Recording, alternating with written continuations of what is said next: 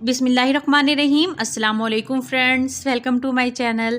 Friends, आज मैं आपके साथ चौरस पराठा की रेसिपी शेयर करने वाली हूँ। बहुत ही आसान तरीके के साथ बनाना सिखाऊंगी मैं आपको, इसलिए वीडियो को एंड तक आपने लाजमन देखना है।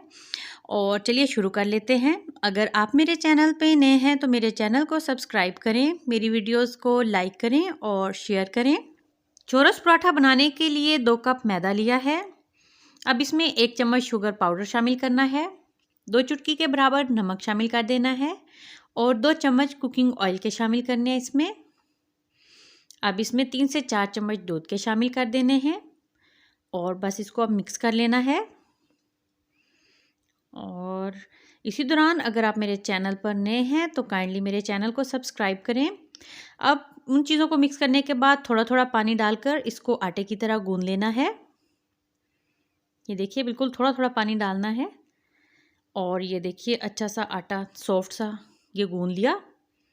अब इस पे 1 चम्मच कुकिंग ऑयल का लगाना है और इसको 15 मिनट का रेस्ट देना है। तो 15 मिनट के बाद अब इससे डो तैयार कर लेने हैं। ये देखिए इस तरीके से, और हाथ की मदद से ये अब इसका पेड़ा बना लेना है। ये देखिए इस साइज़ के पेड़े बनाने हैं। तो अब हल्का सा मैदा डस्ट किया है और अब इसके बाद पहले हाथ से थोड़ा सा फ्लैट कर लेना है और उसके बाद इसको बेलना है बिल्कुल रोटी की तरह। ये देखिए, इसको बेलकर बड़ी सारी एक रोटी बना लेनी है। बहुत ही मज़ेदार ये और आसान तरीके से बनाना सिखा रही हूँ मैं आपको। ये देखिए बड़ी सारी रोटी बेल ली। अब इसके ऊपर कुकिंग ऑयल का 1 चम्मच डाला है और हाथ से इसको फैला दिया है पूरी रोटी पर। अब इसके ऊपर हल्का सा मैदा डस्ट कर दिया है और अब इसको एक किनारा उठाकर इस तरह हाफ तक लेकर आना है। अब उसके ऊपर थोड़ा सा कुकिंग ऑयल डाल दिया। अब बाकी का किनारा उठा के इस तरीके से इसके ऊपर डाल दिया।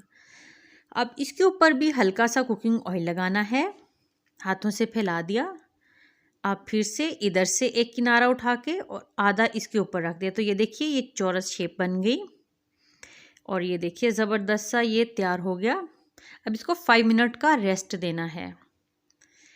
तो 5 मिनट हो गए हैं, हल्का सा मैदा डस्ट किया और अब इसको बेल लेना है बिल्कुल उसी शेप में। ये देखिए पहले इस तरह लंबाई में और फिर इस तरीके से चौड़ाई में करते जाना है ताकि इसकी शेप ख़राब ना हो। बिल्कुल इस तरीके से आहिस्ता आहिस्ता ये देखिए बेला और ज़बरदस्त सा चौरस पराठा तैयार हो गया।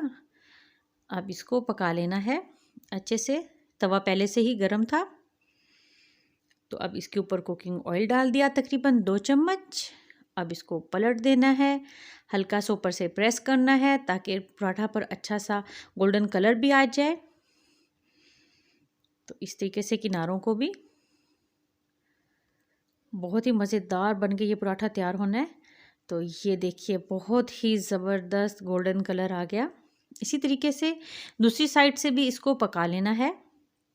तो ये पराठा बनकर तैयार हो गया। ये देखिए कितना क्रिस्पी और ज़बरदस्त। आप भी ये नाश्ता लाजमन अपने बच्चों को तो खुसूसन बना के दीजिएगा, उनको ये बहुत पसंद आने वाला है। क्रिस्पी और सॉफ्ट सा साथ ऑमलेट के। तो मिलती हूँ न्यू रेसिपी के साथ। अल्लाह हाफिज़।